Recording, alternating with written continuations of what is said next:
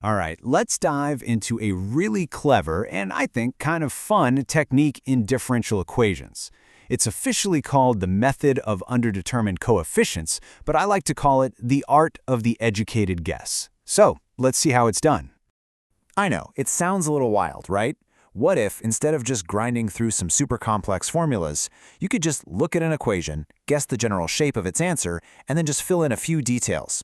Well, that's exactly the big idea we're going to master today.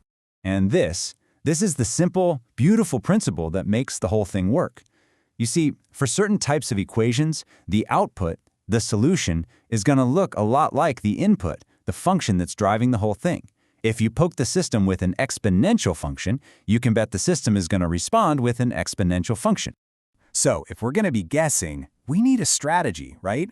We can't just throw random things at the wall and hope something sticks. Luckily for us, there's a really clear set of rules, a playbook, that tells us exactly what our guess should look like based on that input. And this playbook is incredibly straightforward. You see an exponential on the right side of your equation, you guess an exponential.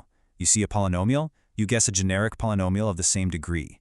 Now, the only one you got to watch out for is trigonometry. If you see a sine or a cosine, your guess has to include both. That's a super important detail, so don't forget it. Of course, every game has that one special rule, and this is the big one. This is the spot where most people get tripped up. If your standard guess from the playbook happens to already be part of the simpler, homogeneous solution, well, it's just not going to work. But don't you worry, there is a very clever fix for this, and we're going to see it in action pretty soon. All right, enough with the theory. Let's actually put this playbook to the test with a classic, straightforward exponential example. So here it is. Our goal is to find the function y that makes this equation true. That bit on the right, the 4e squared t, that's our input, and our playbook tells us exactly what to do first. We're going to follow a simple four-step process every time. First, we find the complementary solution. This is crucial because it lets us check for any problems with our guess later on. Second, we make our educated guess for the particular solution using the playbook. Third, it's just a bit of algebra. Plug it all in and solve. And finally, we combine our two solutions to get the full answer. Okay, so our playbook says to guess that our particular solution yp looks something like ae2t. We then take its derivatives, plug all those pieces into our equation, and let the algebra machine do its thing. After all the dust settles, we're left with something super simple. Negative 3a equals 4. And just like that, we found our undetermined coefficient. A is negative 4/3. Job done. Okay, exponentials are pretty tame, but what happens when the function driving our equation is a wave? You know, like a sine or a cosine. The idea is the same, but our guess needs to be a little bit smarter. So let's take a look at this one. We've got a cosine function driving the action. Now, based on our last example, you might be tempted to just guess that the solution is also just a cosine. But, well, that's a classic trap. And this is where that key rule from our playbook comes in. See, the thing about sines and cosines is that when you take their derivatives, they keep turning into each other, right? So we have to include both of them in our guess to cover all our bases.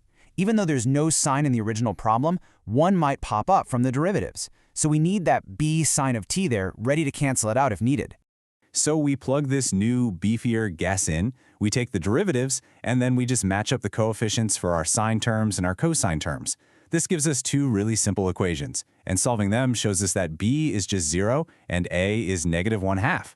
And there's our particular solution, negative 1/2 cos t. And now for the most interesting part. What happens when our trusty playbook guess just seems to break? This is what we're calling the glitch, and knowing how to handle it is what separates the novices from the pros. Take a look at this equation. I mean, on the surface, it looks just like our very first example. It's got an exponential function. This should be easy, right? Well, let's see about that. And here it is. Here's the problem. Our standard guess, ae to the t, looks totally fine. But when we find the complementary solution, we discover that e to the t is already in it. It's a duplicate. And because it's a duplicate, if we plug our guess into the left side of the equation, it's always going to give us 0. And 0 can't equal e to the t, so our guess completely fails. We're stuck. So this is the moment of truth. Our go-to move from the playbook just fell flat on its face. Do we give up? Do we need a whole new method? No way. We just need to use that special exception rule we talked about earlier. And here is the fix. And it's actually kind of beautiful. You simply take your original guess, the one that was broken, and you multiply it by t. Just that one small change makes our new guess, AT²t, unique enough from the complementary solution that it can actually work.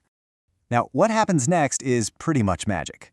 When you plug this new guess in, it looks like a mess at first. There are a lot of terms. But as you substitute everything into the equation, it's like a perfect magic trick. All the complicated terms that have a t in them just disappear. They completely cancel out, leaving you with a simple little equation to solve for A. Okay, so we've seen the basic cases, we've handled the trig functions, and we've dealt with the glitch.